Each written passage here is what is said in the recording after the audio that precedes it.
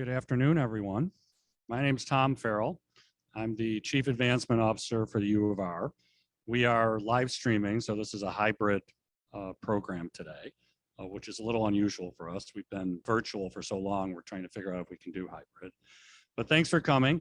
It's 76 degrees out. We thought we'd have a few more, but this is actually pretty good. So appreciate your coming. I think that we're in for a real treat, and I want to get to this program very quickly. We're really, really excited to have the three people we do have today to talk to us about this, I think, fascinating topic. And so what I want to do is I want to make just a couple of introductory remarks. You guys are introduced in print in the program, but I think it's important for everyone to hear just a little bit about you before we get started. So we are joined as a moderator by Shevin Yeltikin, who's Dean of the Simon School of Business. Shevin joined Rochester as Dean of Simon in July 2020, right when COVID started. A highly respected macroeconomic scholar, Dean Yeltikin is well known for her research in monetary and fiscal policies. Prior to leading Simon, she was on faculty at the Tepper School at Carnegie Mellon University and also at Kellogg at Northwestern. Shevin holds a PhD from Stanford University. Second panelist. Well, our first panelist, Shevin is the moderator. Narayana Kocher-Lakota is the Lionel McKenzie Professor of Economics. He is the former president of the Minneapolis Fed and served on the Federal Reserve Monetary Policy Committee from 2009 to 2015. In 2012, he was named one of the top 100 global thinkers by Foreign Policy magazine. Narayana has a PhD from the University of Chicago. Our final person I'm going to introduce, who needs no introduction from any of us, is Professor Cliff Smith. Professor Smith is the Louise and Henry Epstein Emeritus Professor of Business Administration and Emeritus Professor of Finance and Economics at the Simon School of Business. He has research interests in the fields of corporate financial policy, derivative securities, and financial intermediation. He has published 16 books and over 90 articles in leading finance and economic journals. That Professor Smith has won 37 Superior Teaching Awards. And in 2018, the Executive MBA Superior Teaching Award was renamed in his honor. Cliff has a PhD from the University of North Carolina at Chapel Hill.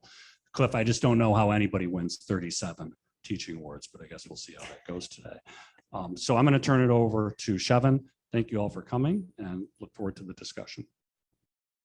Thanks, Okay. Shevin.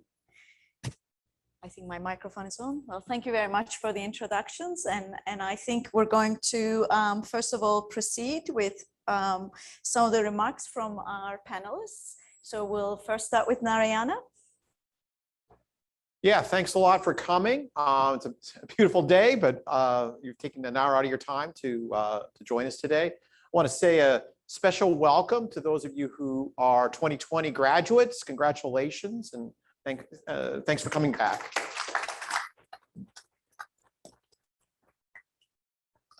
So I'm going to talk about the economic recovery from COVID. The title of the overall session, it's a little optimistic because we're talking about the outlook for the economy after COVID.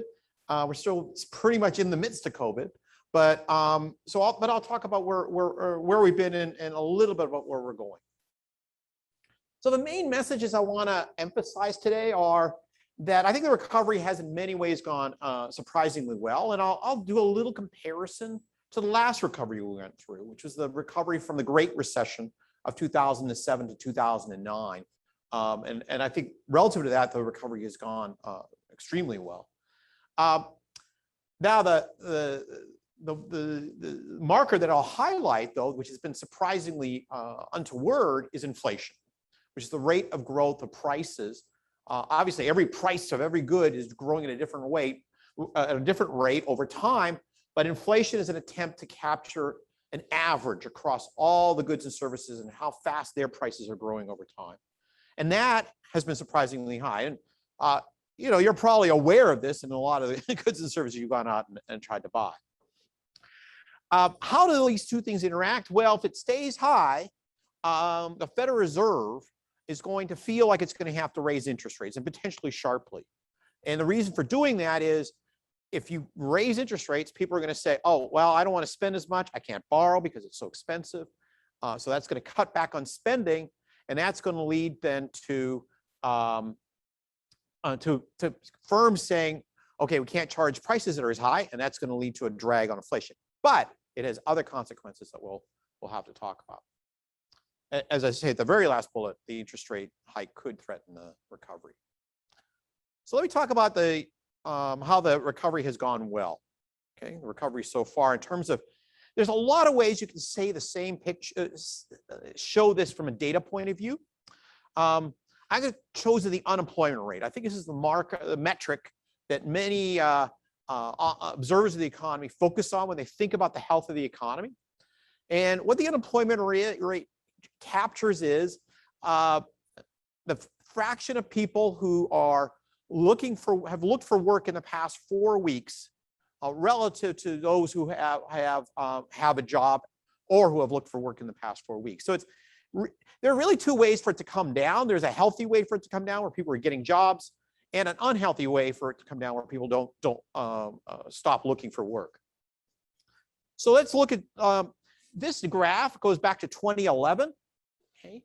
And the gray bar that you see to the far right, that represents the shortest recession in history that we've had in the United States, the COVID recession, February to April of 2020. Now, you see unemployment skies from, it was basically down around 4% right before the start of the COVID recession in February, and it shot upwards to over 14%. But the good news is it's come way down very fast. It's now down to around 5%. I think the key takeaway, at least for me from this picture, is, boy, it took us a long time to come down to 5% when when you go back to 2011, we're still very early in the recovery from the Great Recession. And it took us a long time to come down to 5%. It really took us 6 years to come down from the peak of the Great Recession, which was 10% unemployment, down to 5. Here, we were peaked at over 14, and we've come down to about 5% in 18 months, something like that, a little bit more than that. So it's been a very fast recovery from an unemployment point of view. So this is the good news. There's other metrics one could show that sort of captures the same health of the economy, but I think this really is the one that is the one that most people are familiar with. Okay, so that's on the unemployment rate. That's where the recovery has been. Now, that's the good news. Bad news. Economists always have two hands, so you always have the good news and the bad news. So the inflation surprise. So onlookers to the Federal Reserve, their job is to set monetary policy, which means changing interest rates over time. And what are they trying to do? Well, one thing they're trying to do, they want to keep unemployment low, which is one goal, and the other is to keep inflation close to 2%. So the rate of price increases I described earlier, close to 2. Now, as of June of 2020, so that goes back to last year when we were just getting into COVID, the Fed expected the inflation rate would be 1.5% basically now at the end of 2021. They were wrong. Okay, so they expected inflation to be below target. In fact, inflation, so again, this is the same timeline, time axis. And so the gray bar again is the recession caused by COVID. And you see that inflation fell right when COVID hits. And that is, the Fed said, oh, okay, well, that's going to keep, we're going to see low inflation now for quite some time. And one of the reasons they thought that is if you look back before the COVID recession hit, you see inflation stayed below the red line. The red line, horizontal line is 2%. It stayed below that for really since 2011. If I went back to 2008, had been below 2% the whole time. But now this measure of inflation is at 3.5%. Other measures are even higher. Basically, inflation now is higher than it's ever been in the past 30 years. Okay? So this is back to the early 90s. And so this is surprisingly high. In fact, if you'd asked me before the COVID recession, so in February 2020, would I ever see this number again in my lifetime? I might have put some money down to say, no, I would not have seen this number again. So now you can stop listening to the rest of the things I have to say. but that's the truth of the matter. This is a very surprising state we find ourselves in. So why is inflation so high? There's a lot of explanations, but I think two things that are often highlighted are bottlenecks in supply chains around the world caused by COVID. And then as we've come out of the recovery, there's just been into the recovery, there's been a superheated increase in demand for a few goods. Used cars often highlighted in that. And that is driving these huge price increases we see. Most of these factors seem transitory. Okay, so that's the good news, that we don't expect these kinds of factors to persist in the economy. But you just heard me talk about how I was wrong, and I think the transitoriness of these factors is something we have to think about, whether that's going to be proved to be true or not. So that gets to the questions. And I've got 3 questions written on the slide. Let me start with the middle one. Okay, so if inflation were to stay high in 2022, so right now we're around 3.5%. As I said, other metrics are even higher. Will the Fed feel compelled to raise interest rates rapidly to cool off price growth? And I think the answer to that question is yes. So if inflation were to stay as high as it is today, or even to rise further, I think you're would see the Fed react to that with a very strong response by raising interest rates. Right now, they're planning to raise interest rates by a quarter of a percentage point in 2022. I think we would see a much more dramatic reaction if inflation were to stay above 3% in 2022. That would be bad news for the unemployment rate that I showed you at the beginning. That by cutting down on demand for goods and services, firms wouldn't want to hire as many workers, and we'd see an increase in unemployment. So the big question is about inflation. Is it going to stay as high as it is now in 2022? Is it going to rise even further? My own forecast, and this agrees with the forecast that you'll hear from many macroeconomists, is no, inflation is going to come back down. These factors are all transitory. But as I just highlighted, macroeconomists can be wrong. And so I think always thinking about policy, it's not about what you think the economy is going to do, it's about the risks to the economy. And the risk here, I think this is the major risk of the recovery, aside from the epidemiological factors, which I'm not really equipped to talk about as much. But on the macro side, just the economic side, the question is really about, will inflation come down as we expect it will? If it doesn't, then I think we're going to have to see a Federal Reserve response that will lead to a slowdown in the recovery and a spike in unemployment. Thank you.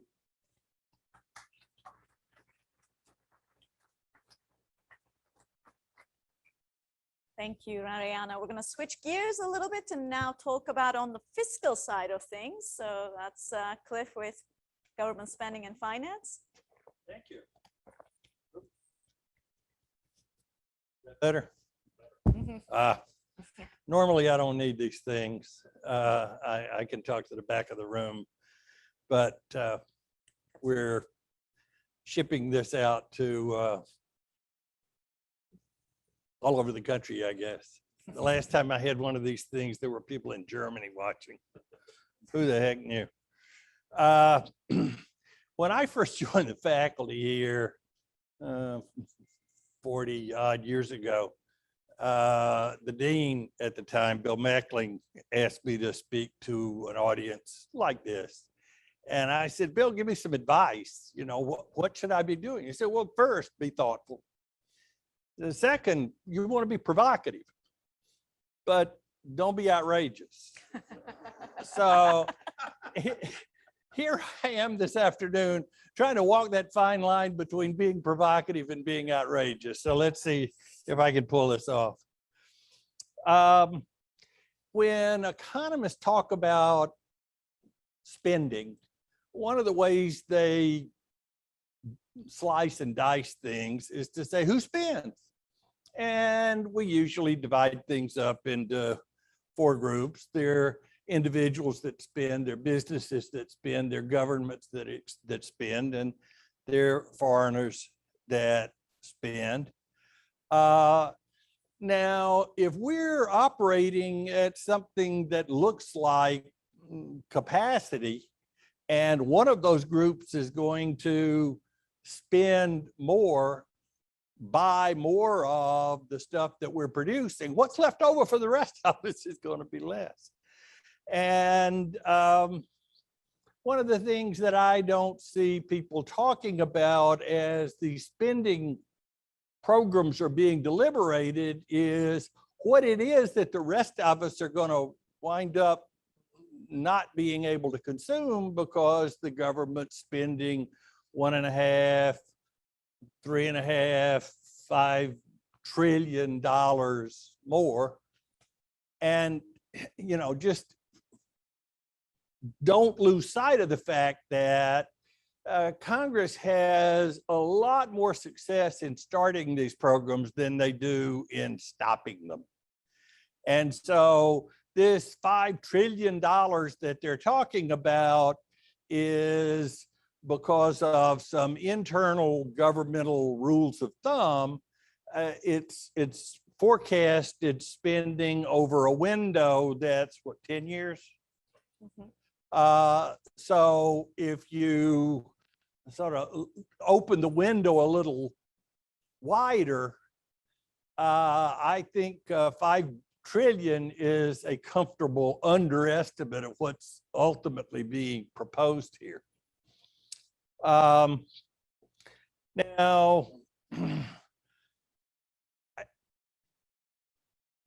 when I talk to, I mean, I feel a little funny being up here right now. I mean, we've got 2 eminent macro monetary economists up here. I was talking to my grandson going through one of these things, you know, which picture does it belong? There's a horse, there's a cow, there's a duck. I'm the duck. So, you know, when I talk to people, if I get roped into teaching macro at one point or another and say, you know, how do you think about what the right level of government spending is? It's sort of collectively, how much do we value the stuff that the government's spending on?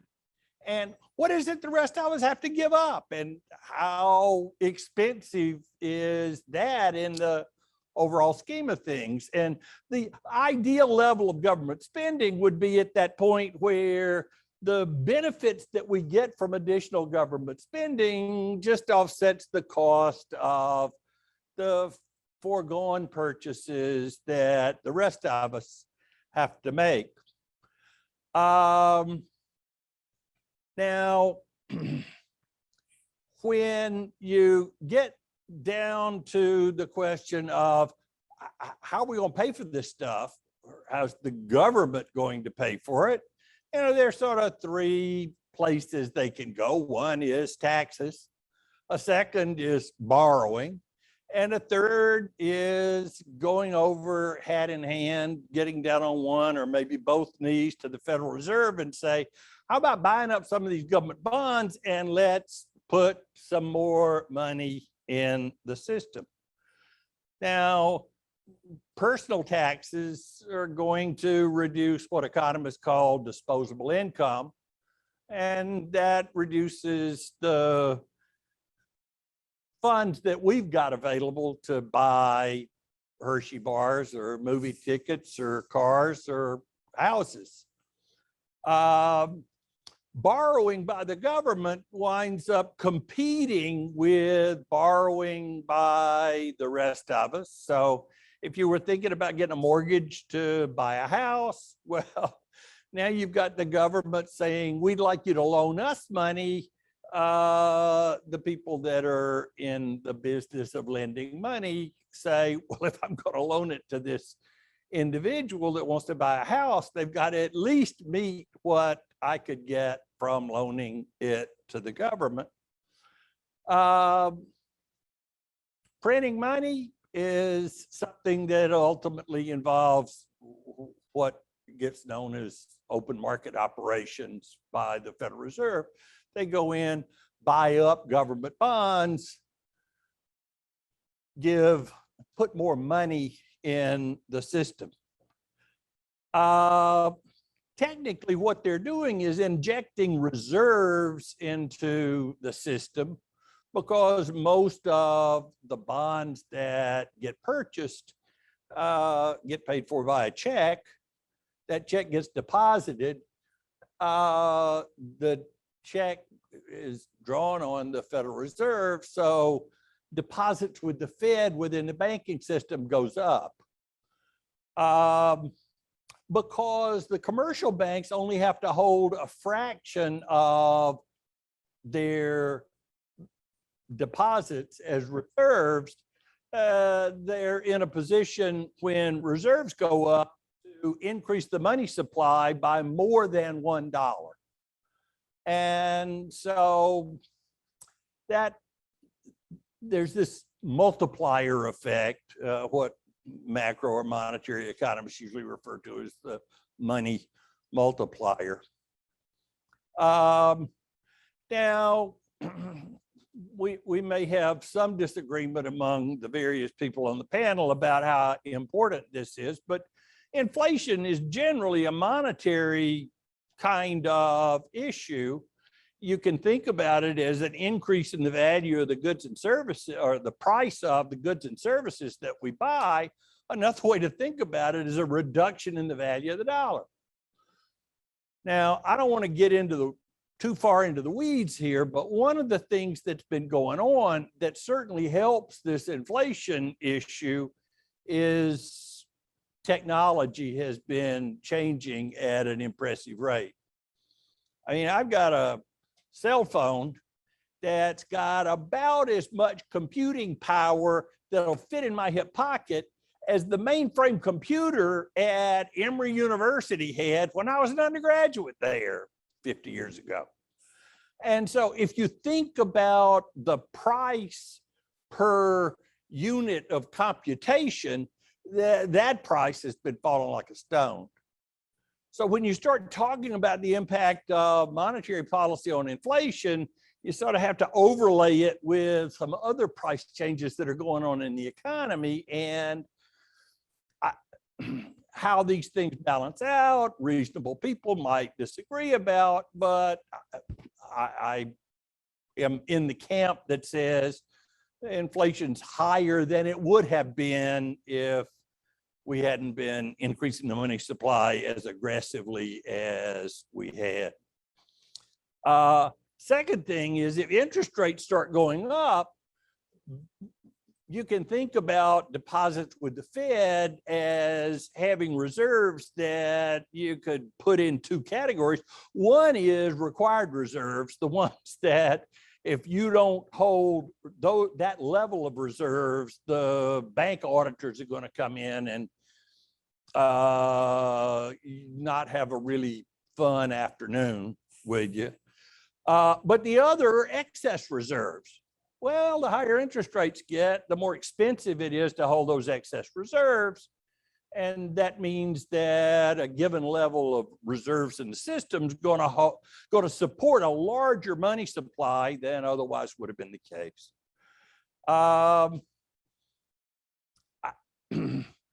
Again, for folks that think that that can't happen in this environment, I got two words: Jimmy Carter. I mean, we have lived through double-digit inflation, almost 20% interest rates before. It's something nobody on this stage wants to go back to. So that's sort of in the background in all of this stuff. Taxes. President Biden ran a campaign saying, I'm going to raise taxes. Now, most of what he said he was going to do is raise taxes on somebody else, raise taxes on billionaires. Nobody likes billionaires except other billionaires. Raise taxes on businesses. Anyway, Democrats in the last couple of weeks have said that they're talking about raising rates on people that make over $400,000 a year. And if you have adjusted gross income in excess of $5 million a year, there's going to be a special surtax that's in on top of that. The one thing that I remind you of is that there's nobody on this planet that is more mobile than a billionaire. And there are folks all over the planet that would love to have your friendly local billionaire leave your zip code and move to theirs. So there are also things that have been suggested about raising business taxes, raising the estate tax. We could talk about some of those things later. Thank you.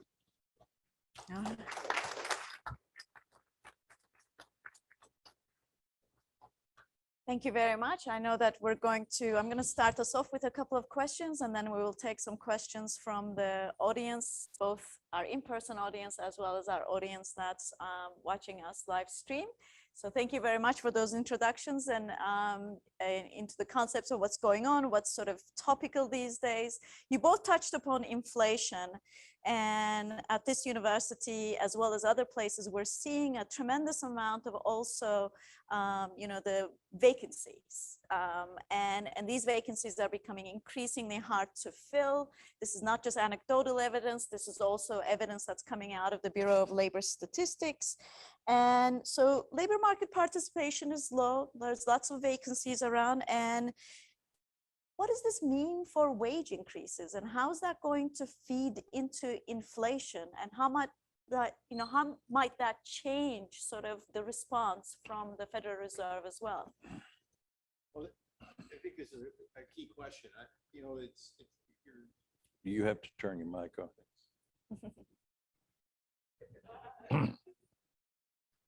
Yeah, I think that's a key question.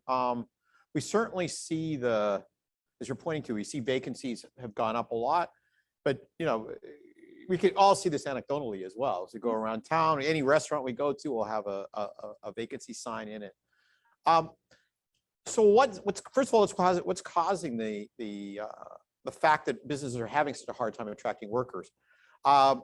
David Otter, who's a top labor economist at MIT, recently surveyed the evidence available in this, and he said it's unambiguous. We don't know what's going on. But actually, we do know a little bit. So one thing is that you might have thought it's because of how high unemployment benefits are or have been, and that seems not to be true. There's been a fair amount of empirical work done on that. And the second thing is, it doesn't seem to be true that issues with getting childcare are a main driver of this. Mm-hmm. Again, this is something you might have thought was key. What does seem to be going on is that workers are less willing to go back to, especially at the lower wage jobs, are less willing to go back to those jobs, given the experience they've just been through, and given the so it's really a mindset issue as much as anything. I think that's driving. Now the question is, how long will that last? What kind of effect will it have on wages? The data we have up until now, we don't see any effect really on wages at all. Now that data is old; it goes up through June of this year. But at this, and one of the puzzles that's been true for the last 30 years is really low unemployment has not fed that much into higher wage growth. There are a couple of exceptions in the late 90s, but that margin, and what you end up hearing is businesses saying, "Oh, we want to hire more workers," but you don't see that translated into higher wages. So a lot of the questions coming in as well are about people not being able to find actually business owners typing in and saying, we can't find workers, we can't find truck drivers. How is this going to feed in? So please go ahead. Well, one of the things that just puts a little more color on the point that Mariana was making, you know, people aren't just interested in wages. They're interested in a whole array of characteristics associated with the job. And one of the things that people are figuring out, both on the business side and on the worker side, is that there are a lot of things that people used to think they had to go into an office to do. And now they're figuring out ways to do that from home. I've got 2 daughters, both of them are vice presidents with various banks. And for the last over 12 months, both of them been working from home. And, you know, little things like there are some nasty bugs flying around. And so, you know, people get sent home from school either because the kid's running a temperature or because somebody else in the room is running a temperature and they shut the whole thing down. Well, if you're at home, that's an easier way to deal with that unexpected lack of schooling than if you were showing up at an office downtown.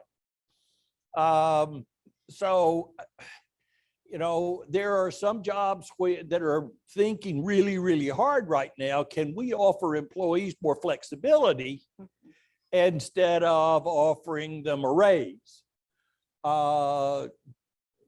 People obviously value both of those things. Now, for some businesses, that's just not going to work.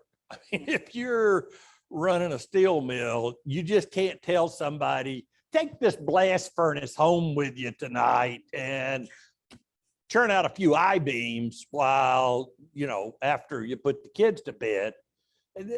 That one's not going to work. But there's more flexibility out there, and we're learning to work with more flexibility than I think anybody would have imagined 2-3 years ago. It's also the case that some of this technology that we're using here this afternoon, instead of getting on an airplane and flying to Los Angeles and meeting face to face with a customer, let's have a Zoom meeting. That's a lot more convenient. Going home and sleeping in your own bed at night is a lot more comfortable than any hotel I've ever stayed in. Yes, absolutely. I mean, it's you know, we're seeing it all across, but not every industry or not every demographic is hit in the same way, right? I mean, even when we look at that aggregate unemployment figure, we're going to see probably, if we were to dig in to, you know, who's really affected, men versus women, you know, older versus younger workers, or you know, by education, by other kind of groups. Do we have a sense of where that's going? Yeah, I think early on in the recession, the COVID recession, there was a lot of talk of a she-cession because women were being affected by the reduction in jobs much more than men. And usually actually in recessions, it's the opposite. Men tend to bear the brunt more than women. But in this recession, we saw that women were taking more of the hit in terms of job loss. At this point, that's pretty much evened out. I think the experience of men and women right at this moment is very similar. The experience between Black Americans and white Americans is very different. So if you were to look in the peak of the COVID recession, I should say, you know, we saw that the overall unemployment rate went up to 14.5%. For Black Americans, and it went up to 16%. Even now, the rate of the unemployment rate among Black Americans is something like 8.8%. So that if that were the unemployment rate among white Americans, there would be alarm bells ringing all over the country, as there were in 2009 when we had that kind of unemployment rate among white Americans. So I say the recovery is gone well, but we still have a long ways to go, I would say. Yeah, absolutely. Well, you know, one other thing is business is trying to figure out how to manage some of this stuff. I was on the board of directors of a real estate investment trust for 21 years. And we were in apartments. All I got to say is I would not like to be on the board of an office REIT right now. There are an awful lot of office buildings that are either half full or being converted to mixed use so that 12 floors of this 34 buildings being turned into apartments. Businesses are trying to figure out exactly how to manage the changes here.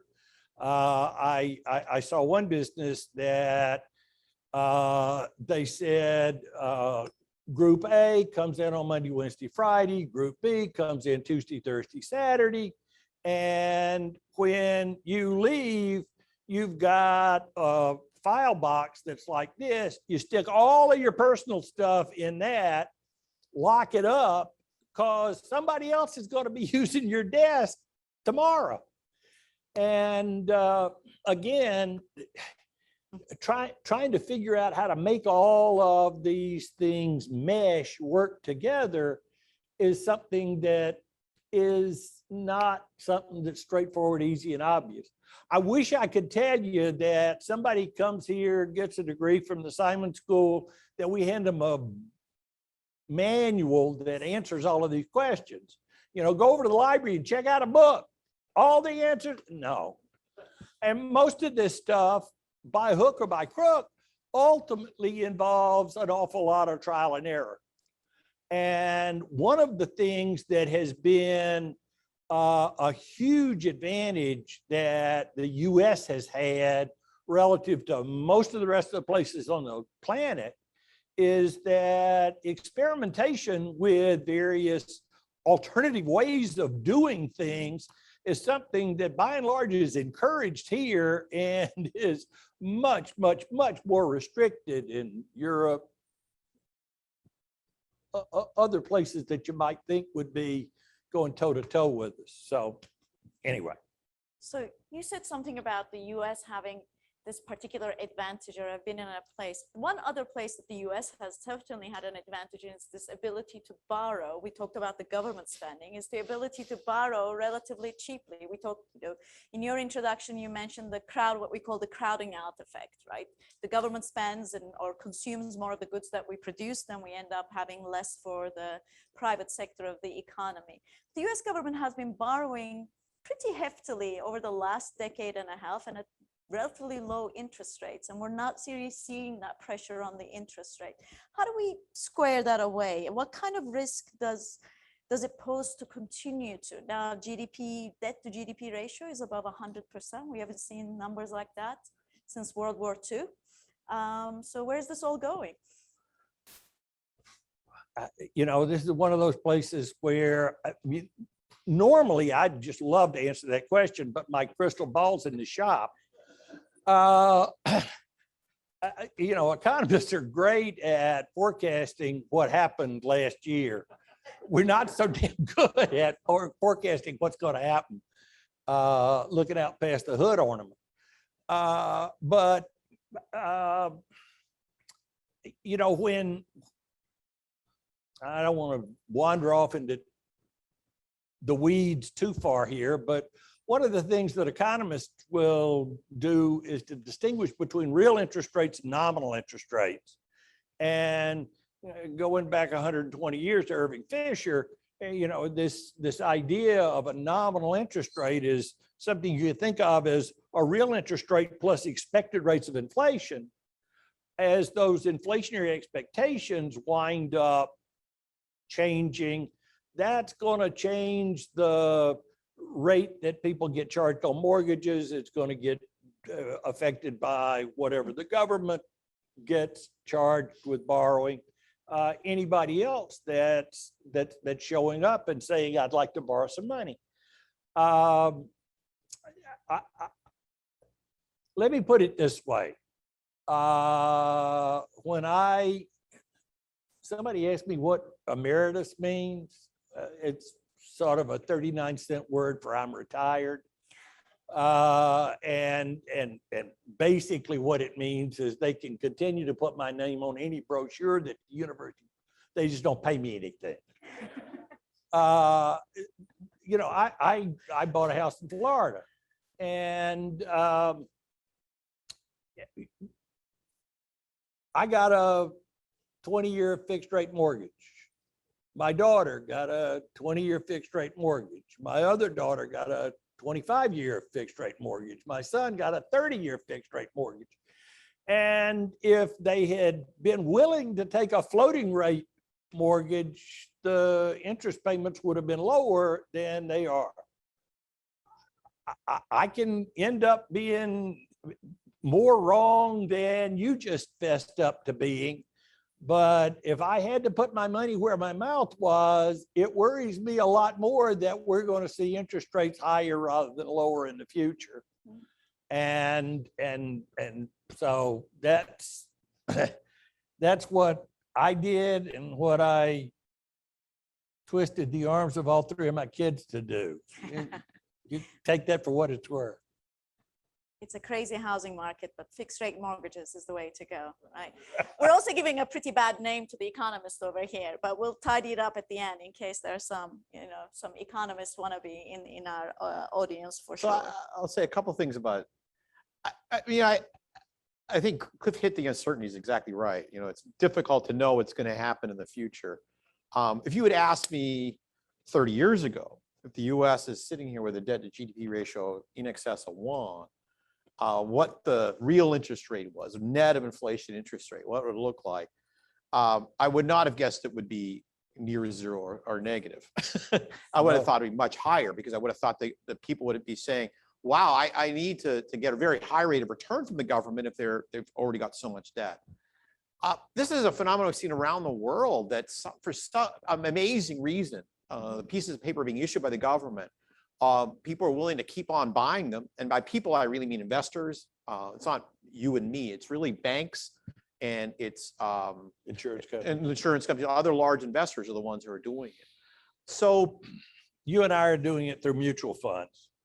yeah, no, We're doing we're certainly doing it, but it's a willingness to keep on buying these pieces of paper. So this has been, I think, a huge intellectual foundation or data foundation for what you see the Biden administration willing to do, willing to consider is we can go out and spend another $4 trillion without having to worry that much about an interest rate hike.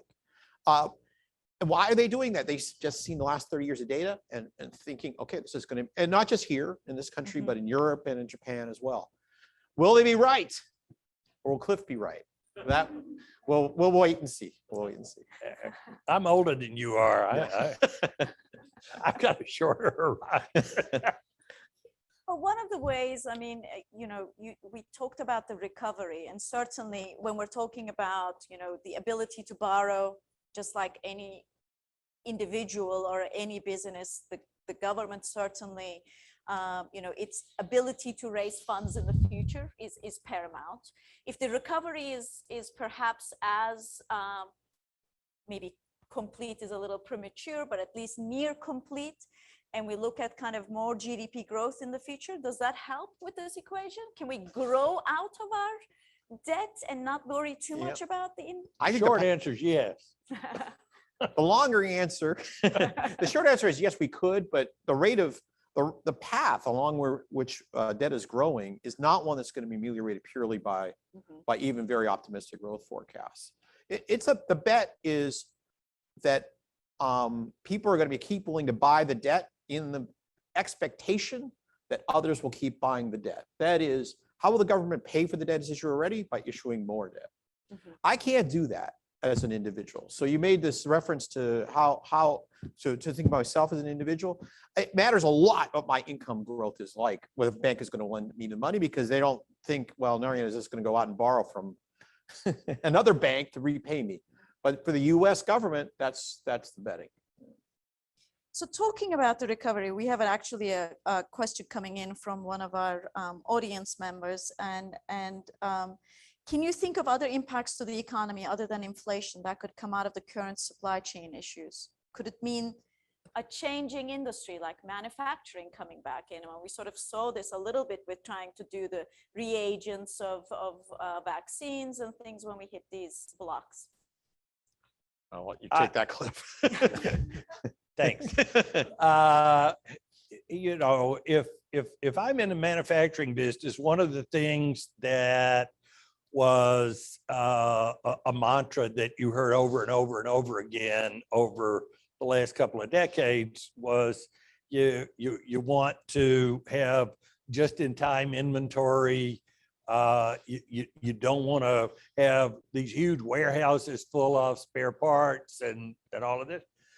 These bottlenecks in the supply chain have sort of sobered people up about, you know, there's some risk associated with having a few suppliers and very little in the way of inventory. You know, how many of you have seen articles about the automobile industry and how they're going to cope over the next 6-12 months with the chip shortage because your friendly local automobile dealer, now you're riding around in a car run in lots of dimensions by a little computer. If the computer chips aren't available, I can't make the cars the same way I used to. So you're just, I mean, I do think that on balance, that's going to have people say, I'd rather have some of the manufacturing take place closer to home. There are ships that can't dock at virtually every major port in the US for a whole array of supply chain bottleneck kinds of reasons, things that's less of a problem if it's 50 miles down the road and you put them on a truck. So It's to be maybe overly abstract about it. There's always this tension between driving towards lower cost and resilience. You make yourself lean as an operation. That's great. You're saving cost, but then a shock happens and you're not able to respond effectively because of how lean you've gotten. Right now, everyone's really responsive to those considerations. But I think 5 to 10 years down the road, people will again be driving to be lean. So I view this as being more a temporary phenomenon, but we'll see. And these require huge fixed cost investments. Absolutely. So if we think about them as being temporary phenomena. Yeah, I think people are going to hope this is the last pandemic. I mean, I think that's going to be very, very strong emotion and expectation. Yeah, absolutely. So one of the other, I'm going to change gears a little bit because we talked a little bit about sort of people wanting to buy the government bonds and the government borrowing. One of the other topical issues that we're hearing about quite a bit in the background is sort of cryptocurrencies and digital currencies. And we have a question coming in through our chat bot as well. And so we hear about the Bitcoin and Tether, but China is planning to issue its own digital currency and has moved to greatly limit its use of the private sector digital currencies and transactions. Should the US follow? We've heard we certainly have heard in the news what some of our policymakers think. I think that we're going to see a move in the U.S. towards issuing our own digital currency. I think that we're going to, the Fed is talking much more openly about that.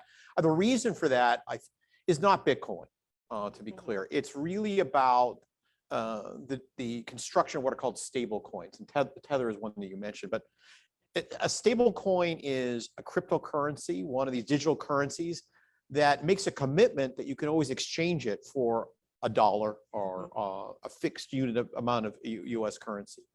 Policymakers are quite worried about that because they're not sure that these commitments can be met. And so one way to ameliorate that is by having central bank digital currency instead. I hope that the government does not go so far as to try to ban the use of digital currency in transactions. For one thing, digital currency makes my course, money, credit, and banking, so much more interesting to teach. But taking even a little broader perspective on it, I think that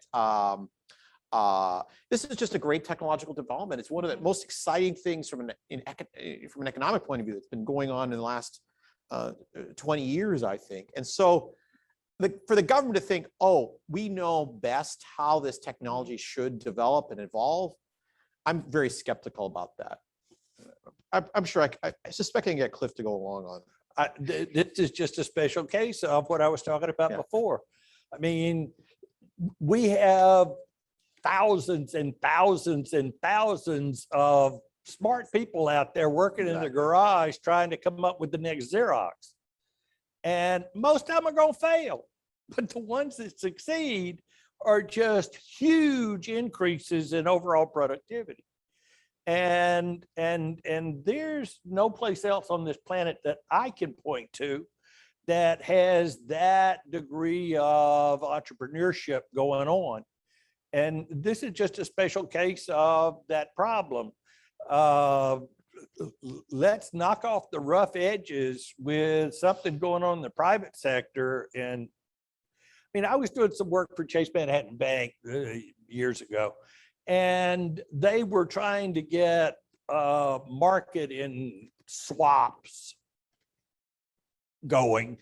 And Citibank had a policy of saying, we're going to have one structure that we run on a global basis. And Chase said, well, we're going to set up a swap desk in Toronto, in New York City, in London, in China, in Japan. And within 6 months, the Toronto desk got merged with the New York desk because they figured that what New York was doing was more efficient than Toronto. They ran these experiments inside the bank, pitting one desk against another. And to be honest with you, I thought it was a brilliant strategy. It got them further ahead faster than just saying, we're going to sit some smart people in a room, have them ruminate about what the best way to do this stuff is, and we're going to put together a whole system that will bring out and give to the market as a whole. Again, the answer book's not over here in the library. There's an awful lot of trial and error that leads to productive improvements. And I got no reason to believe that this is going to be any different than all of those manufacturing issues. So the competition, you know, you've got the cryptocurrencies as a means of payment, the digital currencies, the sort of the fiat money. Is there a world in which they all kind of exist pretty harmoniously? I mean, they do sort of now. We don't have many digital currencies around. I think this is the world we're going to be heading to, where you see more digital currency being used. You know, the governments have legitimate concerns about international flows, being sure that payments aren't being used to support terrorism, support our enemies. Right. These are legitimate concerns, but I think these are things that the cryptocurrency industry, like Ethereum, has been very much willing to work with the government in making sure that those kinds of restrictions can be satisfied. So I think we are going to get to a place where people are using more digital currency. And you'll see that, my guess is that the large financial institutions will figure this out and want to come along in some form or another. But this is all guesswork. The true professors are not good at sitting around figuring out technological development. Otherwise, you know, we'd be doing something else. But what we pays better. I mean, but at least logically, you can think about a world where all these things coexist, certainly.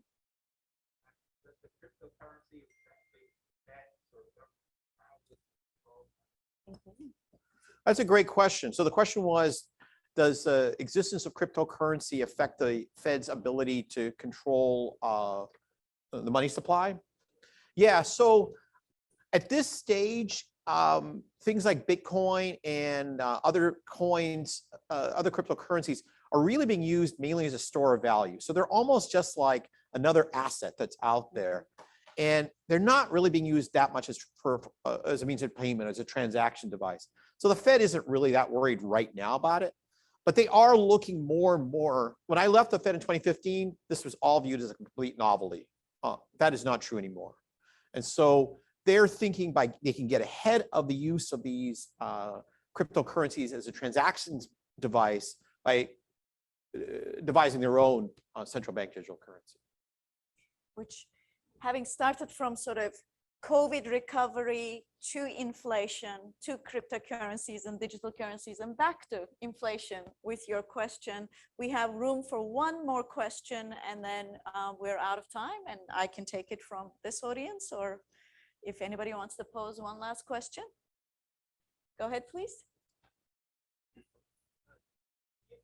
Global changes, demographics, and savings patterns.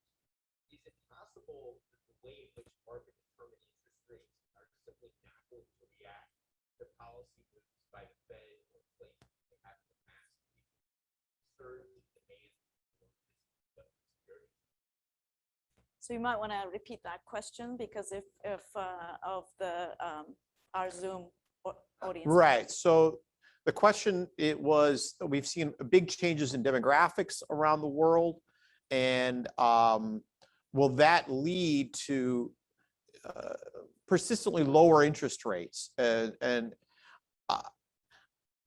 I would have said yes for sure to that question 2 years ago. That the Fed is and other central banks are forced to deal with the fact that interest rates are going to remain low, and that makes monetary policy much less effective as a tool, because you can't cut interest rates if they're already at zero. And so that is the world I worried about 2 years ago. Now with these higher rates of inflation kicking in, I'm less confident that that's the world we're going to, despite the demographic changes you're pointing to. But if I had to bet, I would say this is all going to pass. This temporary 3.5% inflation is going to pass, and we'll be worried again about why is inflation as low as it is, and why are interest rates as low as they are. And 5 years from now, that's a conversation we'll be back to having. But it comes with tons of caveats. Which is a great place to end, given that we certainly pitch for another Meliora discussion on this topic, hopefully not 5 years from now, but next year or the year after. So I want to really thank our panelists for being with us today. Thank you, Cliff. Thank you, Narayana. I want to thank the audience, especially. I know there's a lot of competing things going on Meliora weekend and a beautiful weather outside. And those of you on Zoom, thank you very much for joining us and participating in the conversation. And to our 2020 graduates, once again, to you and your families and anybody in your support system who's here with you and who's helped you come along through this way, to this day, congratulations.